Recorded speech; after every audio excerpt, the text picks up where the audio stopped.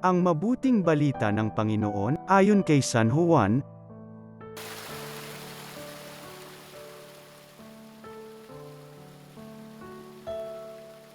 Noong panahong iyon, sinabi ni Jesus sa mga tao, "Lalapit sa akin ang lahat ng ibinibigay sa akin ng Ama. At hindi ko itataboy ang sinumang lumapit sa akin. Sapagkat ako'y bumaba mula sa langit, hindi upang gawin ang kalooban ko, kundi ang kalooban ng nagsugo sa akin.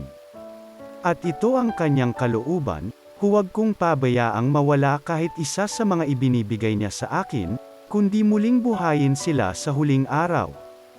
Sapagkat ito ang kalooban ng aking Ama, ang lahat ng makakita at manalig sa anak ay magkaroon ng buhay na walang hanggan.